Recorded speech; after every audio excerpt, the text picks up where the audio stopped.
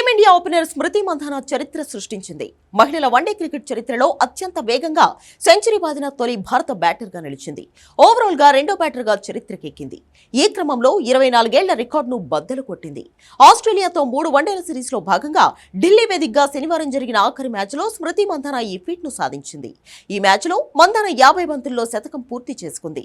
ఎదుర్కొన్న తొలి బంతు నుంచే హిట్టింగ్ మొదలుపెట్టిన మంధాన 23 బంతుల్లోనే అర్ధశతకం పూర్తి చేసుకుంది. తద్వారా ఫాస్టెస్ట్ 50 రికార్డు కూడా ఖాతాలో వేసుకుంది. తర్వాత అదే జోరు కొనసాగించిన మంధాన 14 ఫోర్లు 4 సిక్సర్లతో 50 బంతుల్లో సెంచరీ పూర్తి చేసింది. దాంతో Australia batter Karen Rolton, Beth Mooney పేరిట ఉన్న ఫాస్టెస్ట్ సెంచరీల రికార్డులను మంధాన అధిగమించింది. ఈ ఇద్దరు 57 బంతుల్లో శతకం సాధించగా మంధాన 50 బంతుల్లోనే సెంచరీ బాది వారిని అధిగమించింది. ఆస్ట్రేలియాకి చెందిన మెగ్ లానింగ్ పేరిట ఫాస్టెస్ట్ సెంచరీ రికార్డు ఉంది.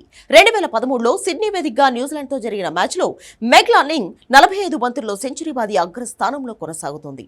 63 బంతుల్లో 17 ఫోర్లు 5 సిక్స్లతో 125 పరుగులు చేసిన స్మృతి మంధాన క్యాచ్అవుట్ గా వెనుదిరిగింది. హర్మన్ ప్రీత్ తో కలిసి 3వ వికెట్ కు 121 పరుగులు జోడించింది.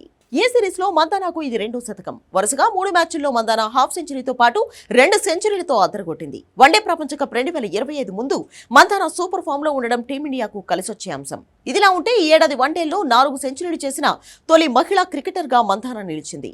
స్మృతి మంధాన వీర విహారం చేసినప్పటికీ భారత మహిళల జట్టు ఓటమి పాలైంది. ఈ మ్యాచ్ లో ముందుగా బ్యాటింగ్ చేసిన ఆసీస్ 412 పరుగుల భారీ స్కోర్ కు ఆల్అౌట్ అయింది. బెత్ మూనీ విధ్వంసకర శతకంతో రాణించగా జార్జియా వోల్, ఎల్లిస్ పెర్రీ హాఫ్ సెంచరీలతో చెలరేగారు. భారత బౌలర్లలో తెలుగు తేజం అరుంధతి రెడ్డి 3 వికెట్లు తీయగా రేణుకా సింగ్, దీప్తి శర్మ 2 వికెట్లు పడగొట్టారు. క్రాంతి గౌడ్, స్నేహ్ రాణా చెరో వికెట్ తీశారు.